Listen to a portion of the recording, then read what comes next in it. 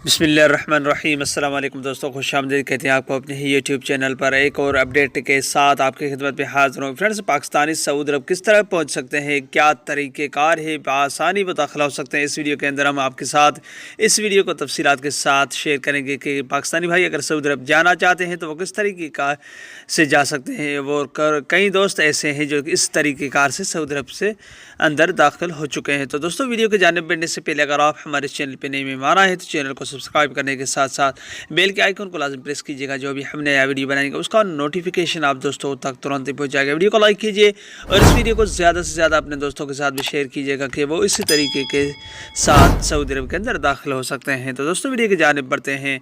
तो दोस्तों, पाबंदी के बावजूद भी पाकिस्तानी सऊदी अरब पहुँच गए। अब आप भी इस तरीके के इस्तेमाल करने के बाद ममलकत आसानी दाखिल हो सकते हैं। तो दोस्तों, वो बहरीन का वीवा बहरीन के तरीके आप सऊदी अरब के अंदर दाखिल हो सकते हैं। कई दोस्त हैं जो कि वीवा बहरीन के ज़रिए तरंतीना करने के बाद सऊदी अरब के दाखिल हो सकते हैं। दोस्तों, एक और आपके साथ इस वीडियो के अंदर मुश्किलात का भी हल है कि आप इस मुश्किलात में भी सामने आ सकते हैं। वो क्या मुश्किलात है? अगर हो सकता है कि कल सऊदी अरब बहरीन के लिए भी पाबंदी आयद कर दे तो उनके ऊपर भी वो पाबंदी लागू हो जाए, तो उसमें आप करंतना करने के बाद 1 से 2 लाख 1.5 से 2 लाख खर्चा है, उसमें आप का फजूरी खर्चा चला जाएगा। आप अगर विवाह बहरीन के ज़रिए करंतना, जैसे कि सऊदी अरब और इंडिया के हवाले से अगर बात की जाए तो वो एग्रीमेंट के ज़रिए दुबई के रास्ते 14 दिन करंतना करने के बाद ही सऊदी अरब के अंदर पहले जो दाखिल होते थे, मगर अभी उन्होंने UAE के ऊपर, दुबई के ऊपर भी पाबंदी आयद कर दी है। मगर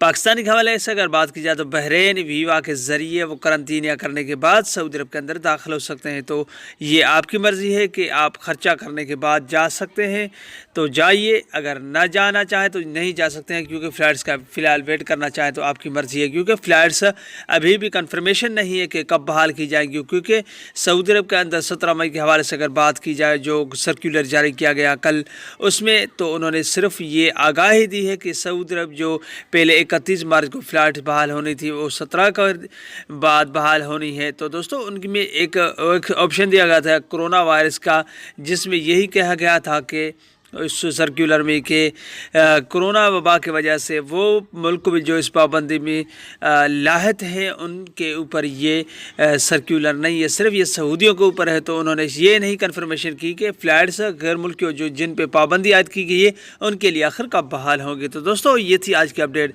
अगली वीडियो तक अपना बहुत सारा ख्याल रखिएगा। तब तक के लिए अस्सलाम वालेकुम रहमतुल्लाहि व बरकातहू। पाकिस्तान जिंदाबाद।